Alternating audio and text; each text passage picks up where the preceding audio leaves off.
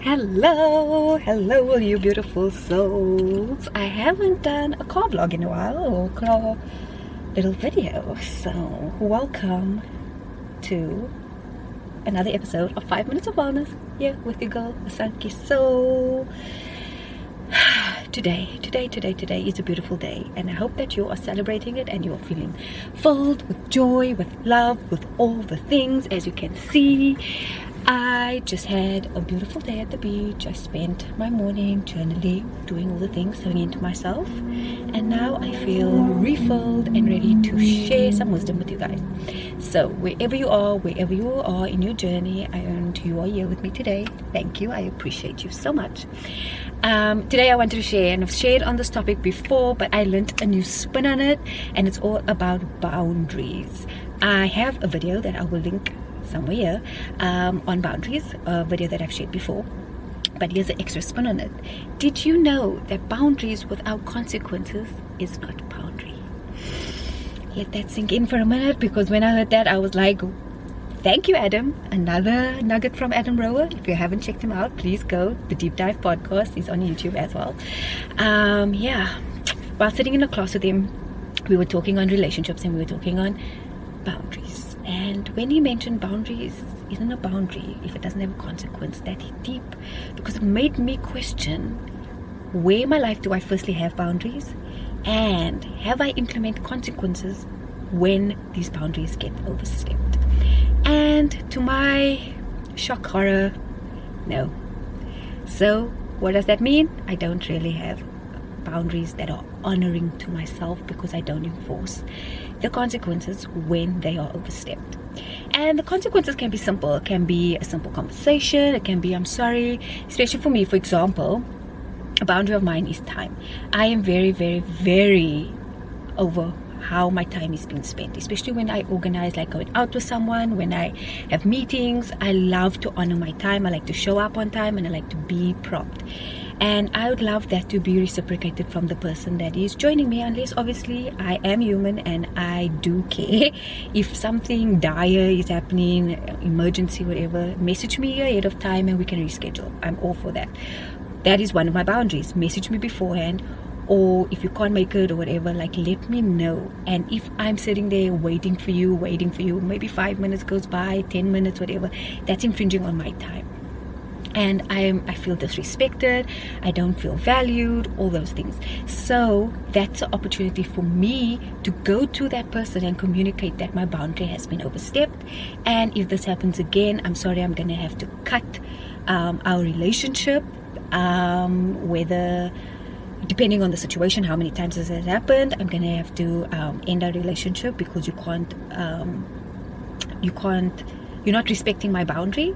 So therefore you're not respecting me, and I don't want to be in relationship with people if they don't respect me, and vice versa. If I don't respect them and I'm not going to be a loving force in someone else's life, then I respect that communication in return. And if our friendship, relationship, business partnership, whatever it may be, needs to be cut because of that, then it's the best thing for both parties.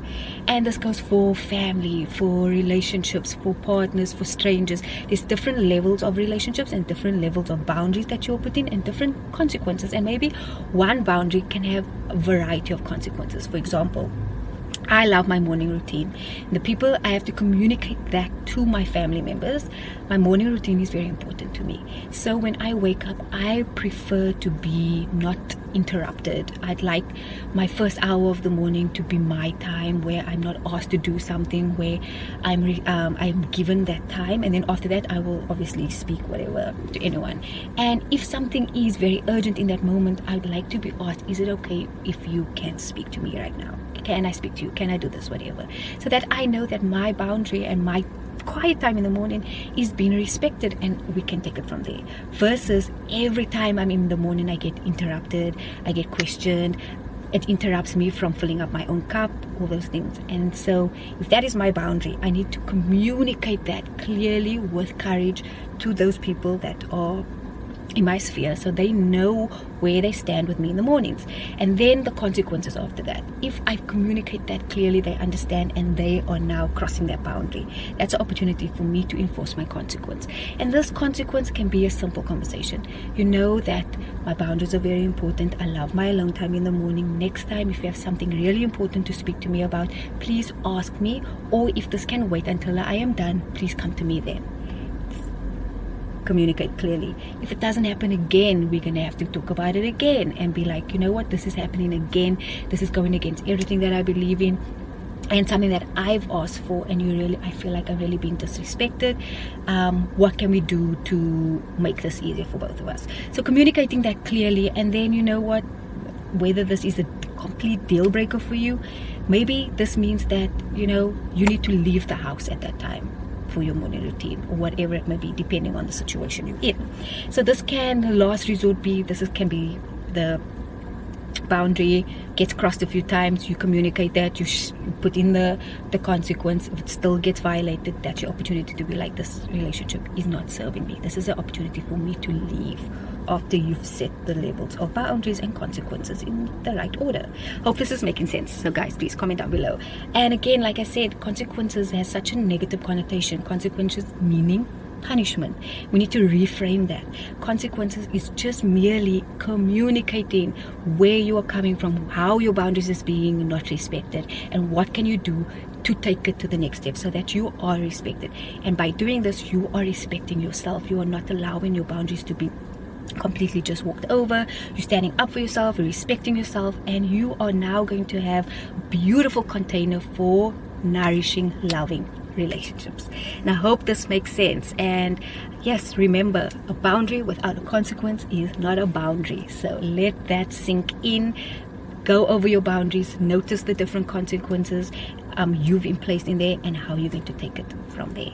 So I hope this was helpful, and let me know down below if you want to dive into deeper conversation about this. If you have any questions, share this with a friend, a family member, maybe somebody that doesn't understand what boundaries are necessarily. Maybe this could be helpful. So I'm going to leave you there, and I'm sending you so much love from my heart to yours, and I'll catch you guys all next week for another 5 minutes of wellness here on the Sanky Soul TV with your girl Dahlia, the face behind the Sanky Soul. So sending you love again, and I'll see you guys next week. Bye.